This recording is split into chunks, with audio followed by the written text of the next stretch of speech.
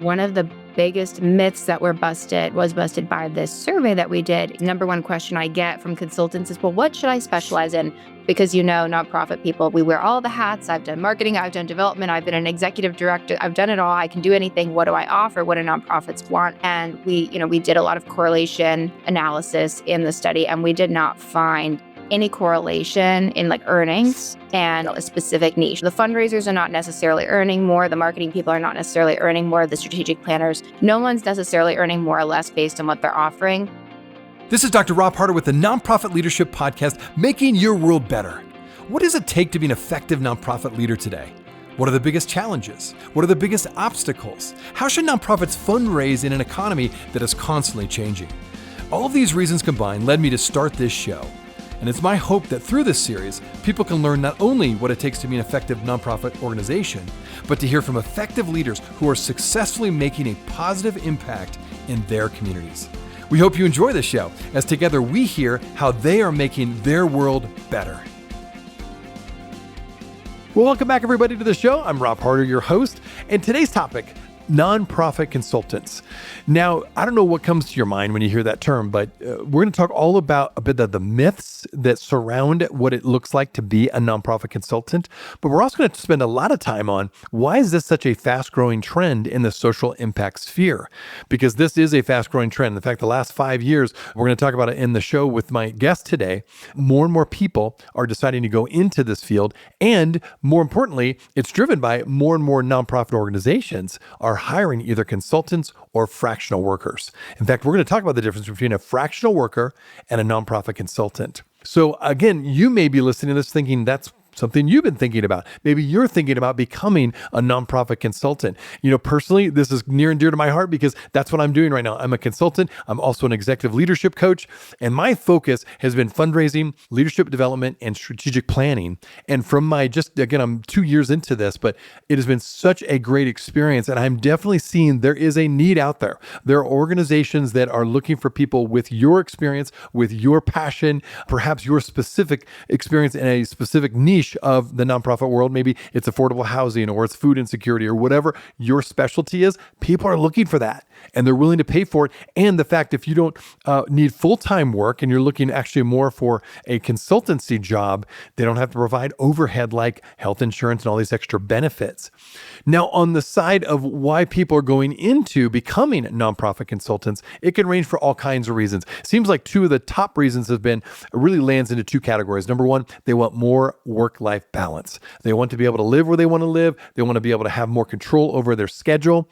But then the second thing that keeps popping up is that there's people in order to accomplish whatever mission they have. So all that to say, if you're listening and you're thinking about becoming a nonprofit consultant or you're wondering what is it all about, this is definitely the episode you want to listen to. My guest again, Julia Devine. She's partnered up with Catalina Parker and they started Relatable Nonprofit, and they've been in this space now for a couple of years as well. They're providing such great data for all of us who are trying to figure out what is this world all about. Well, again, thank you so much for tuning in. Now on to the show.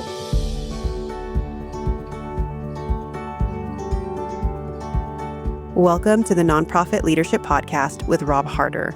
I'm Lena LaRue, based currently in Mexico, and I'm a listener just like you who cares about the nonprofit world and the people leading it. If you're looking to learn and grow as a nonprofit leader, you're in the right place. Thanks for listening. Now, here's Rob. This podcast is sponsored by DonorBox. DonorBox, helping you help others with the best donation forms in the business. Well, welcome back, everybody, to the Nonprofit Leadership Podcast. I've got a guest that I had on my show a couple of years ago, but Julie, it's great to have you back because you have some updates on particularly the world of nonprofit consultants. And I think you and I were just talking before we hit record, this is a world that is growing and growing. And I feel like it, particularly after COVID, we started seeing this large increase, more and more people going into fractional work or consulting work. But I do feel like it's a trend. And so I'm really glad you're here here to talk about that because I think either for my listeners who are still full-time in a nonprofit organization who rely on consultants, or those who may be thinking about it, or maybe they've taken the jump, so to speak, and now they are a consultant. They want to know, what are the trends out there? What are you seeing? Because you and your partner, Catalina, are doing some really interesting work, analyzing, understanding better, and kind of giving us a sense of what is going on in the nonprofit world when it comes to consultants. So again, great to have you on the show back. Thank you, Rob, so much for having me. Absolutely. Let's start with what caused you and Catalina to really start this study. What prompted you to want to do a little bit more research on this? Yeah, so we've been working in the nonprofit sector since we got out of college. I think I shared last time on the podcast, when I got into nonprofit work, it was as an intern, as a grant writer while I was in school. And Catalina did a similar thing. She became a digital communications director, and we moved up through those paths to nonprofits. We started consulting in 2021, like a lot of people, and that sort of COVID shift after 2020, 21, when people didn't want to go back to the office and we're looking at more flexible options. And then in the last 2 years, we've been working specifically with nonprofit consultants themselves because we found from talking to people in our networks and people who were trying to learn from us, how did you build this business? How did you leave your jobs? That there was a big gap there and not a whole lot of structure behind how to build the kind of business we were talking about at the time. So for the last 2 years, we've been working exclusively with nonprofit consultants, nonprofit professionals building these businesses as solopreneurs mostly, but some agencies. And the big question that we get when we work with our members is, what are the benchmarks? What are people charging? How much can you make doing this? What kind of niche or positioning? Where should I specialize?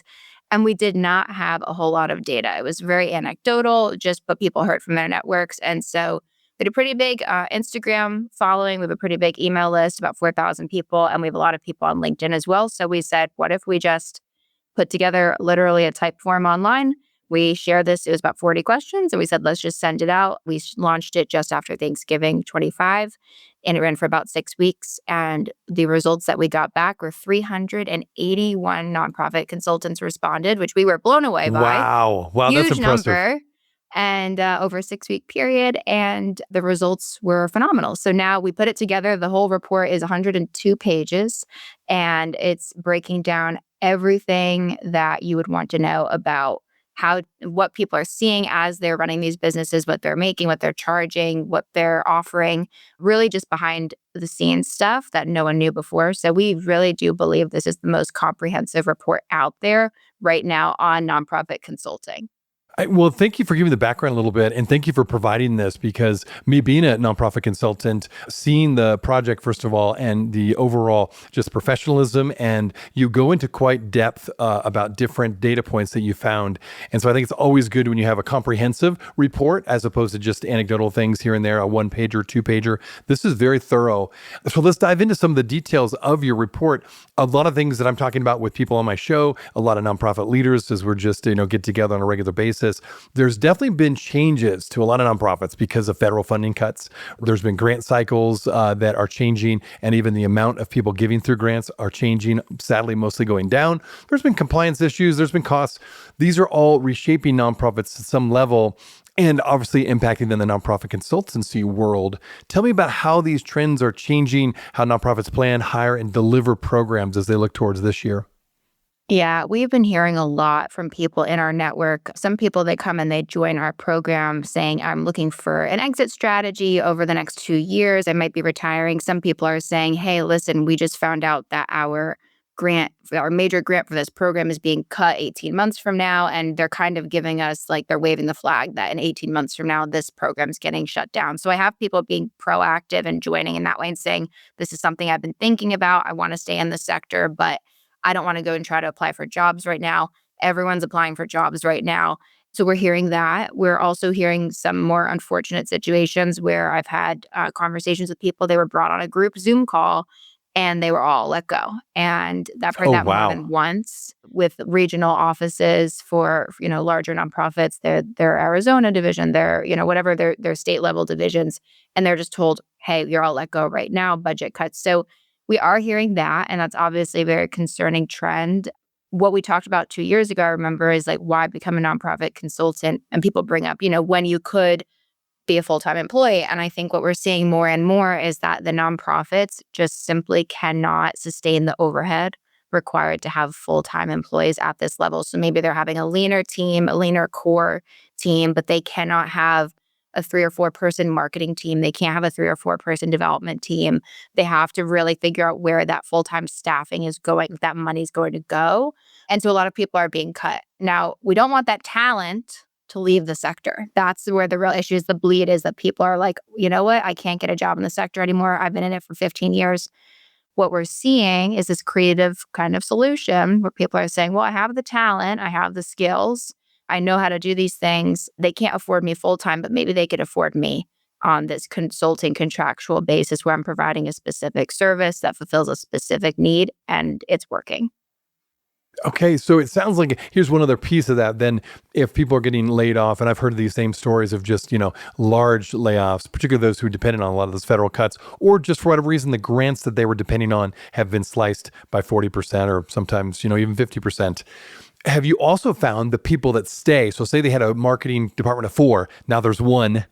Now you've got 4 times the work for one person. Are you seeing now increased burnout because now the pressure's on that one person who actually survived the cuts? Are you seeing that? And what are people doing to survive that? Yeah, and those people are looking for an out or for a solution as well because it's not sustainable. And you have, the grantees or the grant makers want increased reporting. They want to see more transparency. You still have a big lag in the nonprofit sector tech-wise where things are really moving forward and you really need to get up to speed with like updated technology, updated tech stacks, CRMs, donor database kinds of things, websites, and not having that in-house support anymore. It's like harder than ever to try to be catching up where they were, historically nonprofits are a little slower on the uptake to now that's all down to one person. So they're also being expected to deliver more services, the social services particularly, and they just don't have the support they need in-house. So it is a big issue. Obviously, it's a very resilient sector and people are looking for other avenues. And that's where I think there is actually a lot of opportunity today. And what we found in the study, which is probably my favorite stat in the study, was that 83% of the consultants surveyed found that demand for their services was stable or increasing. So okay, nonprofits are still looking to solve their problems. They're just looking for other avenues, and it may not be hiring full-time staff. Okay, that's fascinating. Okay, so they're still looking to basically solve their issue, whatever marketing or development, but they want to come up with creative solutions where they're not maybe providing overhead. They're able just to pay someone maybe an hourly rate or for a certain amount of hours. Okay, within that, are there specialized skills that you've seen over and over again that nonprofit social impact organizations are particularly looking for? Is it fundraising? Is it marketing? Is it programming? What are you seeing as some of the key specialized skills that people most are looking for? It's everything, definitely across the board. And one of the biggest myths that was busted by this survey that we did. The number one question I get from consultants is, well, what should I specialize in? Because, nonprofit people, we wear all the hats. I've done marketing, I've done development, I've been an executive director, I've done it all. I can do anything. What do I offer? What do nonprofits want? And we did a lot of correlation analysis in the study, and we did not find any correlation in like earnings and a specific niche. So the fundraisers are not necessarily earning more. The marketing people are not necessarily earning more. The strategic planners, no one's necessarily earning more or less based on what they're offering. Demand is up for all of it across the board. It's more an issue of how the consultants are positioning themselves to solve and address specific problems where there's a gap within the nonprofit. Okay. Oh, that's interesting. Okay. And then what are you seeing in terms of those specialized, it sounds like you're getting, again, people kind of need all of it. Are you seeing amount of hours? Is there a trend where people are saying, hey, we want you 3/4 times, or we just want you 20% of the time, or maybe it's a part-time kind of percentage somewhere between 10 to 15 hours a week? Like, what are you seeing in terms of the typical amount of time people are willing to pay for a consultant? Yeah, so we didn't pull from that side because that's more looking at what the nonprofits want. But we did find some interesting information, part-time versus full-time consulting. So people are doing part-time. Obviously, they're making a lot less. They're doing about, on average, $12,000 a year is what they're making. These are people who are doing it as a side gig. Maybe a friend asked them a referral. They did a little training or whatever. But the people that are working full-time, they're saying that they're working upwards of 25 hours a week. And they're making on average 87,000. And that was, a huge range. It went up to $500,000. I saw some of the agencies people were making. But the biggest thing that we found were that the most successful relationships from the consultant side were retainers and larger priced projects. So you would figure it's not so much these little small engagements, but people who had 50% or more of their income was on retainers. So I'm imagining, and we talked a little bit, there's that fractional aspect, which is a specific kind of consulting relationship, but we're seeing people coming in, maybe doing an initial audit. Then they're offering a project, maybe that's setting up a new CRM or it's doing a strategic plan. And then people are setting up back-end retainers after that work is complete. And those are where it's like ongoing implementation support to help them actually implement whatever it was that they developed in that project phase. So we're seeing people, nonprofit consultants who are really getting savvy and building real structure behind their business, productize more what they're offering. And it's really drilling down on that specific issue, like if they are maybe helping solve retention. So they offer a retention audit, then they'll do a project, and then they'll stay on for that implementation support after. It's quite effective for on both sides of the nonprofits and the consultants. That's interesting. And one of the things I've also read in the report was this idea that oftentimes when you hire a consultant, this idea is you're kind of an outside expert, right? You come in and maybe you don't even come in physically, but you're just on call. You do Zoom calls. But now it seems like it's changed a little bit when nonprofits are reaching out to consultants, like the people that are part of your community. It's more like what they call a parallel labor model within the sector. Talk about the difference, because I think that's, for my listeners, people have no idea even what that means. What's the difference? What does it look like on the ground level, with a nonprofit that hires a consultant? Yeah. So, I mean, if anyone's ever worked inside a nonprofit, the hiring process is not super fast. There's a lot of review. There's a lot of That is definitely what we're known for. That's right. Yeah. Absolutely. So everyone's got to sign off. Everyone's got to do the interviews. And I hear from people who are still trying to apply to jobs, they've made it to 3 or 4 rounds of interviews or 3, finalized at the end, like, hey, are you going to hire me or not? And then, they get ghosted or they decide, oh, actually, we're not going to hire for this position right now. So just the nature of the bureaucracy of the sector, I think, really doesn't shine really well here with the hiring, because even organizations that are hiring, they're not moving fast enough to solve their problems. So what's happening is with people who are offering consulting, and maybe before they were a development director, and now they're offering some kind of fundraising support to solve a specific issue. I know someone who offers specifically retention support, so I'll use that example. They're able to say, do you have a problem with retention? Because, some organizations, it's acquisition, but a lot of these older organizations been around for a while. They have this door, the bottom's falling out of their fundraising program and people aren't coming back. So if you have that specific problem and you want to pull that specific lever, I can work with you as soon as next week. And you don't have to work through all this bureaucracy of hiring me, onboarding me, setting up my 401k, setting up my benefits. Like, let's just get on a call next week and start solving this problem. And I'm going to tell you what next steps are. It's much more immediate.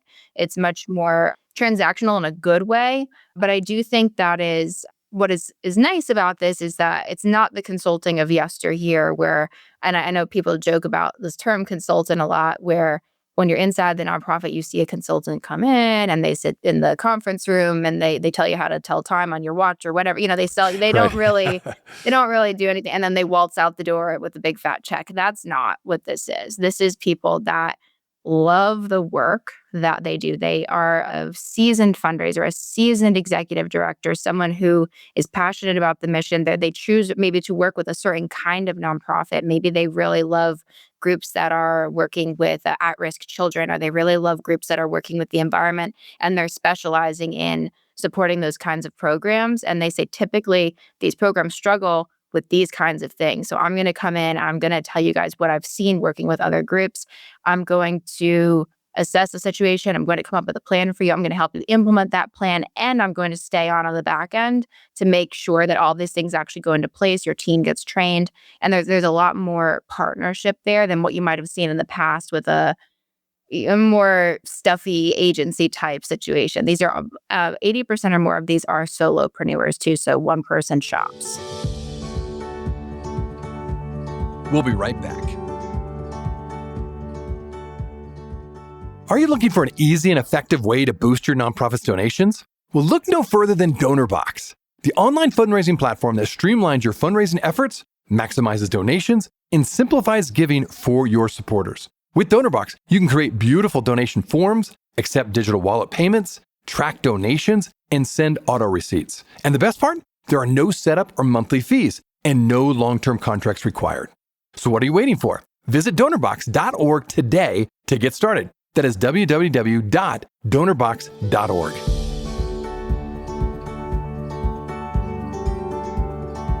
Okay, now let's talk about some of the misconceptions, or potentially some people would call them simplistic narratives when it comes to nonprofit consultancy. How do they fail to capture the complexity of consultants' real experiences? I'm guessing you gave a little bit of a scenario of a typical, I think, like what people think of a consultant. Yeah, they come in, they don't say much, they don't interact, and then they get a big fat check. And then people are like, hey, wait a second, I'm the one doing the work, right? Right. So that's a misconception, I think, of what really they do. And certainly things are changing too. So talk about that a little bit more about what is truly, I would say, an effective nonprofit consultant from what you've seen. Yeah, so I think the number one misconception, and we've discussed this inside our community, is that the consultants are taking a lot of risk on themselves. They're taking either they're going on a spouse's healthcare, or they're taking their own healthcare out in the marketplace. They're taking out their own insurance. They're setting up all of their own business processes, and a lot of the work to go find clients and build this pipeline is on them. And I think sometimes people make fun of this idea that everyone wants to be a consultant, and it's true. Everyone thinks it's great. You see a lot of sort of bogus BS videos on Instagram or Facebook saying build passive income. And that was a big thing in the last few years. And they think, oh, I'll go out and I'll build a digital product and everyone's going to buy it and I'm going to never have to work again. And so maybe there's some idea there that that's what consulting is. It's just a way to like get rich quick. And that's not at all what it is. It's really building out the fundamentals of a business. You have to have your own marketing. You have to have your own QuickBooks setup. You have to be working with an accountant. If you're having enough revenue come in from different streams, you have to be very careful about how you're pricing and packaging the scopes of work. You have to have a lot of understanding of the groups that you're working with. And it's all on you if you're not able to fill that pipeline or deliver, fulfill for these people. So it's very serious and it's a real career line. So when we're seeing it come up as this parallel labor market, I think what we saw and why we decided to jump into building this community and supporting these businesses is because there were not a whole lot of guidelines on how to structure it. And we made every mistake in the book when we started and didn't know really how to structure these proposals and what to charge for, what not to charge for. And so that experience for a nonprofit consultant is actually, it's a crash course through business.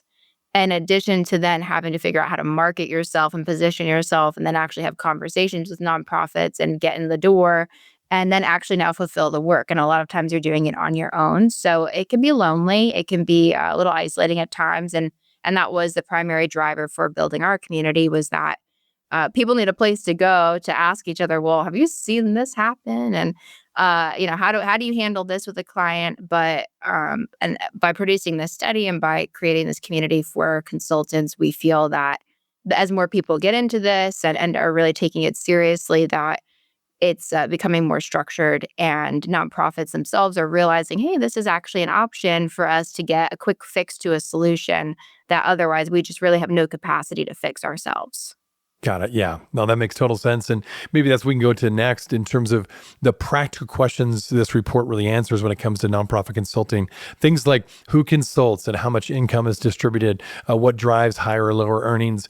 Talk about what the report really answers with when it comes to kind of the overall data that you're surveying and what you're finding with nonprofit consultants today.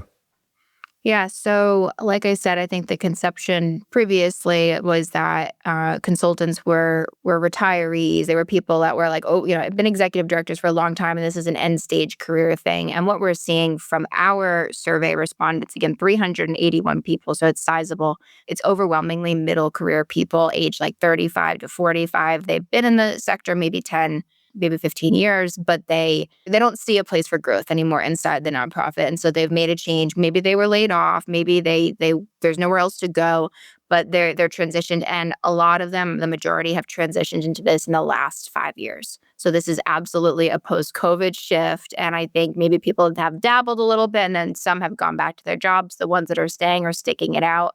But we're seeing that it's beginning to become more established. So we found hourly rates were on average nationwide $150 an hour or more. We found that the people that were full-time, again, were making on average, or the median was $87,000, but it went up well over six figures for people who are working full-time. And project size, business structure, these were things that were going to indicate higher success than simply just working more hours or working in a particular specialty. So it's very positive news. And most of them, I believe upwards of 70% said that they plan to continue. So Yeah, no one's nice. leaving. This is not going anywhere, which is really cool to hear. Yeah, no, that's really helpful. And that's what I want to get into. I know it sounds like it's hard to break out because there's people that are kind of transitionally trying consultancy. There's those fractional workers out there. There's part-time, there's full-time consultants. When you look at it, if someone were listening today to my show and thinking, that may be where I want to go, can you lay out, you've already kind of given some data points, but maybe lay out what would be a good expectation for them, depending on what they decide to do. Like if they launch right into a full-time, or if they slowly move into a consultancy job, while maybe even they're kind of transitioning out of their current job at an actual nonprofit, brick and mortar, so to speak. Tell my listeners, if you will, what would be the pathway for them to take, and also specifically, financially, how can they make it if they do it that way? Yeah. So it really is going to come down to having that great business structure foundation. So when we work with people, again, the first question is, what do I offer? So coming into this knowing that you cannot be a generalist and come into this and differentiate yourself. Maybe you're going to offer a few things once you get going and you have some people coming to you, but it's going to be a lot about who's your network right now, who can you leverage organically before you really launch, who can you have conversations with, and talking to them about what needs they're seeing in the market that they can meet. So I always am telling people, don't just offer what you think people want, because you don't know. You have no idea. The needs are changing all the time. You need to go out and have these conversations, even if you're a year out from actually launching yourself, and ask people and understand those pain points to a T, what kind of nonprofits you want to work for, really developing that ideal client persona and thinking through all of these things. Not just, I know there's nonprofits out there and I want to help them. That's not really a sophisticated answer to starting consulting, because it is getting increasingly competitive, although there's plenty of work to go around. So you really do need to be able to differentiate yourself up front, thinking about after you talk to these people, okay, what would a package look like? What problem would it solve? What outcomes am I going to be helping them to achieve? And then the sweet spot that we were seeing is that in that initial phase, people are landing 1 to 3 or 0 to 3 clients in their first year. And then by year, it's 2 to 3, getting into that sweet spot of maybe 4 to 6 clients at a time was when people were really replacing their full-time income. And is actually, I've seen people in our program replace their full-time income, 150,000 director level salary within 4 to 6 weeks. I've really Oh, seen it wow. happen. Not everyone. I don't want you to believe that that's the only thing, but if you have thought through the fundamentals, you have a network that you can go to, or you're starting to build that network, which there's a variety of ways to do that. Once you launch, if you've really landed all of those things properly, 4 to 6 weeks, I've seen people sign contracts. And then they're like, oh, great, how do I fulfill this work? But that's a different Right. problem. Exactly. That's another issue. Totally. Okay. Within that, we've been throwing around a couple of terms, and I thought it would be good just again for my listeners to understand this, because for some, this is a new world. A lot of people are talking more and more about fractional workers, fractional CEOs, fractional CFOs, fractional COOs. Talk about the difference in your mind between a consultant on the one hand and a fractional worker for a nonprofit position, whatever that position is. Yeah, and I don't, it's very in flux. Everyone's got a different definition. I don't know how different it is truly. I think the idea behind fractional is that you're taking on 3 to 4 well-priced part-time retainers is what you're doing for each Okay. person. So if I'm a fractional COO, maybe I'm coming in, or is it fractional accounting support? Maybe I'm taking on 3 to 4 clients and I'm going to do their books. And I figure that's about how much time I have in my month that I can do this for 4 people. They can't afford a full-time person to come in, but they only need someone doing basic bookkeeping, basic reconciliation, basic payroll. I can do those 3 things, and I can do it for about 4 people. If I charge each one $3,000 a month, that's $12,000 a month total. And I just renew those year over year and occasionally bring someone new into my pipeline as maybe some leave. I think that's great. I think that's phenomenal for some people to do. If that's what you want to do, that's fine. It's a little limiting sometimes when it comes to your time, because your asset is your time. And so if you're taking on 100% retainer clients, you really don't have room to grow in other directions or try out new clients or new offerings. So the healthiest mix and the people making the most, according to the survey, were people that had 50% to 75% retainer income but then they had about 25% was left open for projects or smaller audits or smaller engagements, because that was where they were able to maybe take on a big project with that 25% time. That was, they could charge a sizable amount, 30,000, 40,000 for that project. And that could open doors for you. Maybe you come up with different ideas for things you want to offer. So I do think the fractional, the retainer, that's excellent as a baseline for your income to stabilize you. Having predictable income is going to be really, really important for you early on. You can predict, what you're making month over month the same way you would with a W-2 job, but then leaving enough room in your portfolio to take on projects, I think, is a great way to approach it. Okay, good. Well, let's go back to one of the things you mentioned before, that when it comes to, like, if you're wanting to start a nonprofit consultancy business and someone, maybe you're listening right now and you're thinking, this is what I think I'm going to do. This is what I want to do. What you've told me before, and I think you were basically kind of reiterated just in that last 2 questions ago, the idea is that you can't be specific enough. In other words, the more you narrow your niche, for example of I'm going to really focus on nonprofits that work with the environment, and I'm going to provide financial planning or whatever. Be really specific of what you want to do.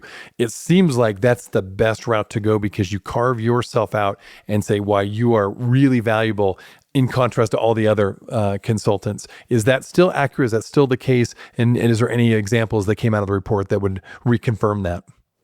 Yeah, I don't know exactly if anything in the report would underline it, but my experience, from our experience, I'm anti-generalist in your marketing. Now, I'm not, and I always have to differentiate this with our members, because if you are, let's say, offering strategic planning, but you have 10 years experience as a development director, and someone in your network comes up to you and says, hey, can you help me with like a development plan or fundraise, whatever? I'm not telling you to turn that work away. If they're saying, hey, I'm going to pay you $6,000 a month, can you do this? And you're like, Totally. well, it's technically not in my niche to do this. I'm not saying don't take that job. Absolutely take that job. But in terms of how you position yourself, if you're posting on LinkedIn, if you're writing a blog, if you're putting anything out there, what you're trying to do is attract a specific ideal client, an avatar. If anyone fundraisers are listening, you're looking for the ideal donor who's attracted to your mission for a specific reason. So when we started, we thought, well, Catalina knows how to do all of this marketing stuff, and I know how to do all of this development stuff. Let's just post everything that we know how to do on our website, and with 3 columns, 30 bullets. And it was stupid, it was stupid, because who's going to come to that website and say, like, let me just sift through all of these possible things I need and then think about which one I want to hire them for. It's just not how our brains work when it comes to buying, particularly not in the day when you have Instagram and Facebook and all of these things that are serving you up. If you're going on vacation, that your phone in 24 hours is going to start showing you ads for sunglasses, beach towels, resort getaways. It knows. And people are conditioned now to be having things meet them where they are when they need it, and then they click and buy. So that's what people are looking for. Nonprofits are looking for. If they're like, oh, I have a real big problem right now with, all right, we need a succession plan. We have an executive director that's retiring. We really need help. I don't know what I'm going to do.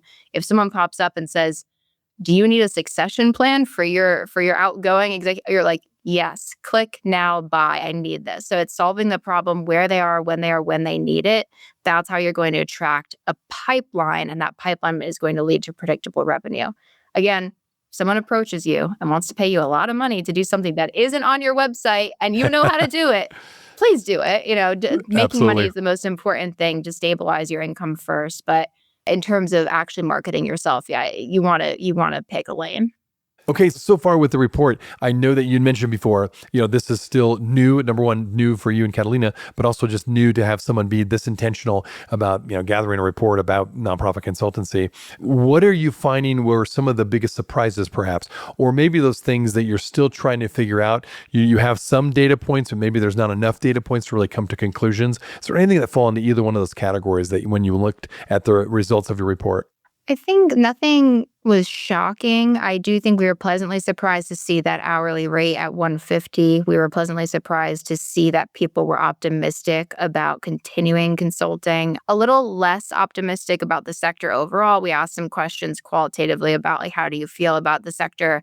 And people were concerned about budget. People were concerned about just nonprofits being able to hire them. But that wasn't it didn't seem to be deterring them from actually working with nonprofits, although they did say that there is still a lot of I guess, like room for education for nonprofits themselves about how to find consultants. And there have been some attempts at marketplaces that haven't really panned out yet. But I think education for nonprofits would be the next thing in our minds that wasn't really tapped here. Is like, what do nonprofits know about how to hire a consultant, how to find them, how to work with them? Have they ever budgeted for that before? How would they present that to a board? These are the things that people run into a lot when they're trying to pitch a nonprofit. They're like, we don't know. We've never budgeted for this. We don't know how to do this, or our budget doesn't renew until next year. So again, those bureaucratic factors come into play.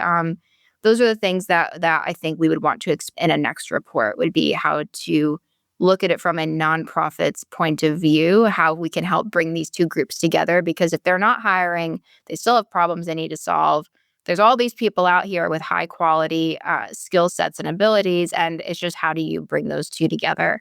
So that's definitely a top priority for us as we move forward and what we would like to tackle next. Yeah, well, I'm glad you're doing this. Again, there's not many people that I'm aware of are doing this kind of work in this space specifically.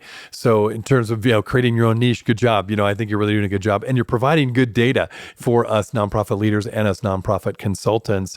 So I'm sure my listeners are going to want to find a little bit more information about this report and of course about you and Catalina and the work you do. So how best can they do that? What's the best way for them to get this information? So our organization, our community is called Relatable Nonprofit. You can find us at relatabenonprofit.com. We're on Instagram, sort of a funny meme account if you want to see some jokes about nonprofit life. And Catalina is also a religious LinkedIn user. So if you look up Catalina Parker on LinkedIn, you're going to find her sharing a lot of information about the work that we're doing. If you're interested in support building your nonprofit consulting business, of course, please contact us. You can book a call and we'll talk to you about our community and how we can support you there. Yeah. No, well, thanks again, Julia, for coming on the show. And just for my listeners out there, if you've been considering it and you're thinking about it and you've been mulling it around, like maybe now is the time to pull the trigger, so to speak, on becoming a consultant, reach out. You can reach out to me, obviously. You can reach out to Julia, reach out to Catalina. I think it may be encouraging for you to hear there's a lot more people doing this exact thing and they're finding success. And that's what your report ultimately found. At the end of the day, they're doing well. They're staying with it. In fact, they're growing their different consultancy companies. So I think that's great. Well, again, Julia, thanks for coming back Hey, on friends, the show, sharing I some wanted great you to data, know that this and, podcast always can be appreciate your found on insights. iTunes, Spotify, Thanks, Rob. Thanks so Amazon, much. Appreciate Google you having me. Podcasts, and wherever you listen to other podcasts. I also want to encourage you to like, subscribe, and share this podcast with others. This will actually help us get this great content out to more nonprofit leaders just like you. You can also join the Nonprofit Leadership Podcast community. Find other resources and interviews of past guests all on my website, nonprofitleadershippodcast.org. Well, thanks again for listening, and until next time, keep making your world better.